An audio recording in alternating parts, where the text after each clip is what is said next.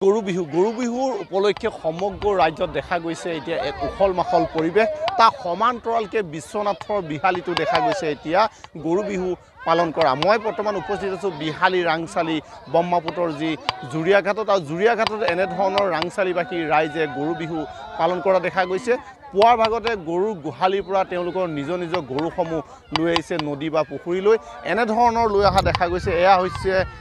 ব্ৰহ্মপুত্ৰৰ যি নদী পাৰত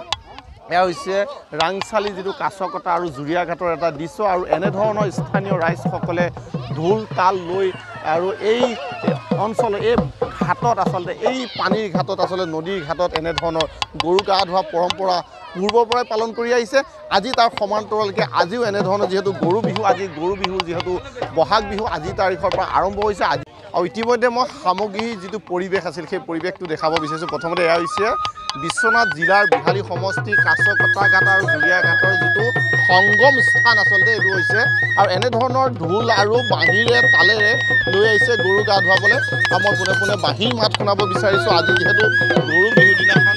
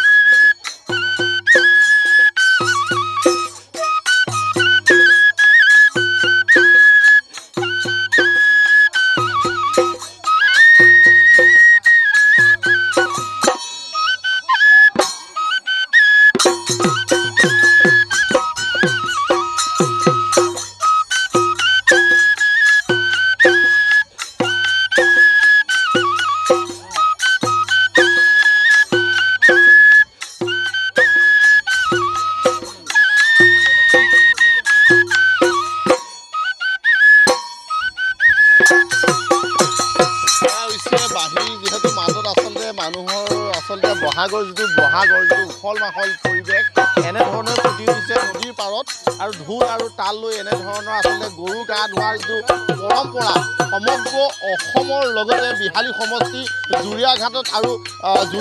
কাছকটা ঘাটত যিটো সংগম স্থান ব্ৰহ্মপুত্ৰ নদীৰ যিটো সংগম স্থান এই সংগম স্থানত এনেধৰণৰ এই পৰম্পৰা ৰক্ষা কৰি আৰু গা ধুৱাবলৈ এনেধৰণৰ স্থানীয় ৰাইজ আহিছে নিজৰ যিসমূহ গৰু আচলতে তেওঁলোকৰ যিসমূহ গৰু লৈ আহিছে আৰু গৰু গা ধুৱাবলৈ মোৰ লগত আছে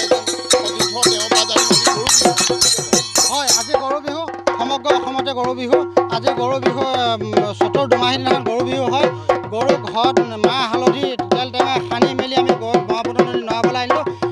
আনিলোঁ লাও খা বেঙেনা খা কেৰেলা খা তিতাকেৰেলা খা সকলো মানে দি লৈ মানে আমি গৰু নোৱাই মেলি এতিয়া গধূলা ঘৰত যোৱাৰ পিছত জাক দিয়াৰ পিছত তাত হ'ব আমাৰ ভাং গছ মাখিয়তী গছ আৰু ঘোলা দি জাক দি গৰু মাছৰ পানী দি ভৰি হাত ধুৱাই মেলি আমি বিচনী দি বিচাৰ পিছত আপোনাৰ নতুন তৰালি পঘা দি গৰু বান্ধি পিঠাগুড়ি গুড় এনেকৈ কৰি সামগ্ৰী খাবলৈ দিম খাই বৈ আজি গৰু বিহু মানুহে পালন কৰা হয় কাইলৈ আমাৰ মানুহৰ বিহু আছে মানুহৰ বিহু আমাৰ শোভাযাত্ৰা আছে শোভাযাত্ৰা ভাগৱত শোভাযাত্ৰা হ'ব তাৰ পিছদিনা গোঁসাই বিহু হ'ব এইদৰে আমাৰ 7 দিনীয়া বিহু পালন কৰা হ'ব এয়া হৈছে 7 বিহুৰ যিটো আৰম্ভ আজিৰ পৰা আৰম্ভ হৈছে বহাগৰ যিটো 7 বিহু আজি বহাগৰ যিটো গৰু বিহু শেষৰটো দিনত গৰু বিহু পালন কৰা এয়া আছিলে বিশ্বনাথ জিলাৰ বিহালী সমষ্টি জুৰিয়া যি চুবুৰী আছে আচলতে জুৰি আৰু কাছকটা সংগম স্থানত